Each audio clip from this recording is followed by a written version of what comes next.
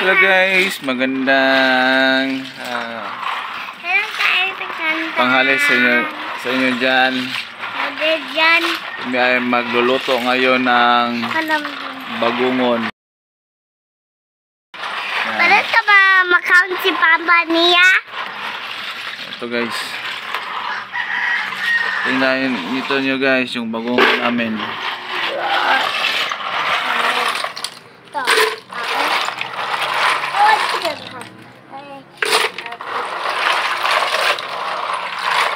Guys, hello. yun yung bagungon guys, makukuha yan sa fish pan. Lagyan namin na yan ng niyog.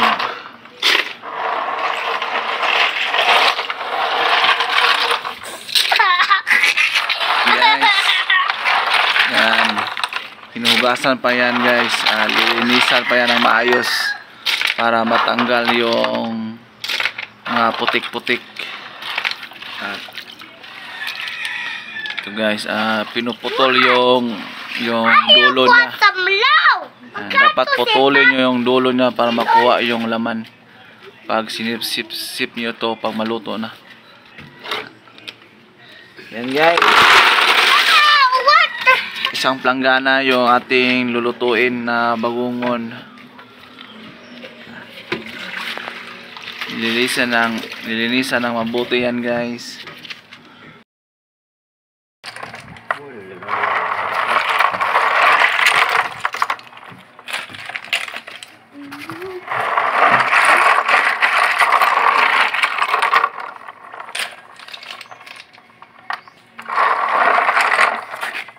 Wala na tower lo.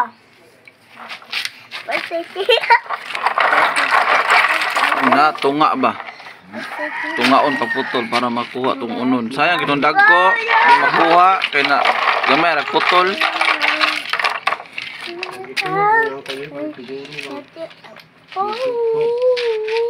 Ya marsanga dagana ko check.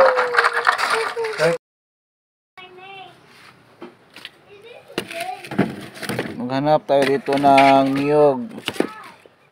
Baka mayroong laman.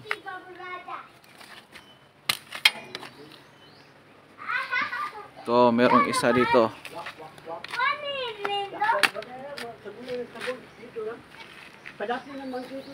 Walang laman to.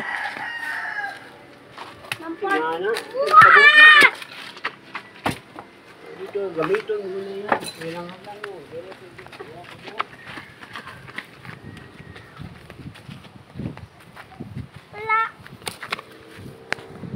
Wala.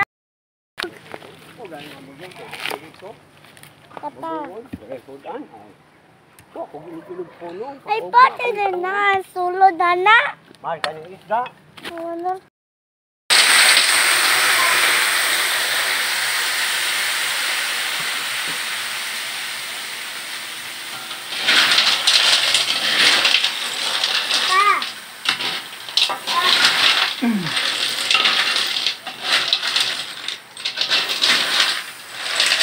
Yan, ginigisa na ng mantika yung ating ulam ngayon na bagungon. Yan, masarap yan pag may niyog, gata ng niyog at mantika. Tingnan natin guys sa malapitan.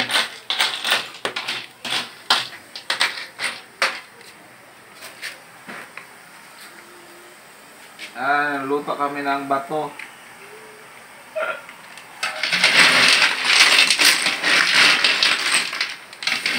Tulang-tulang lang.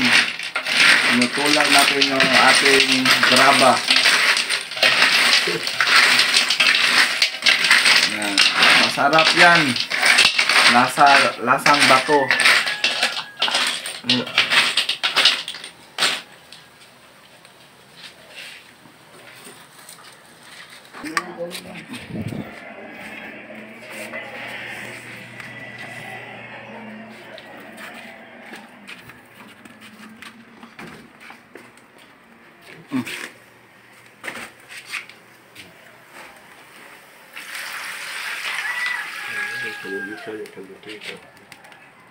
Yan, hintayin na lang natin yan na kumukulo at yung unang katas ng niyog, yun natin ilalagay. Yung ilagay natin na tubig ngayon na sabaw, yun ang pangalawang kumot sa niyog. Yan.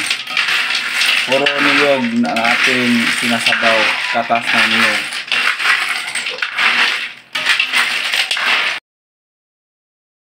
Yan, ito yung panglas na gata na ilalagay natin. Yan. Ito yung unang kumot ng niyog. Magic sarap. Magic sarap na yun. Ang magic. Tapos, lagyan natin ng pampalasa.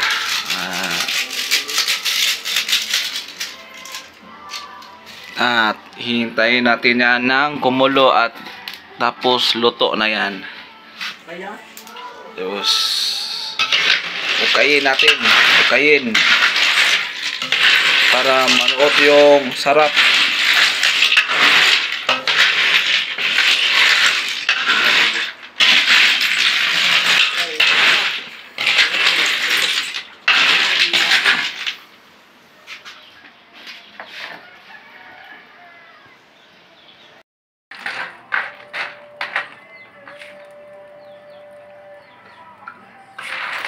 Ini asa bawah ha? Okay.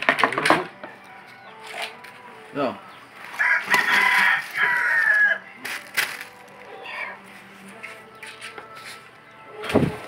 Ito ini guys. Yan, luto na to yung niluto nating bagongon. Yan, haangunin na natin. Yan, kakain na tayo. Balik tadi.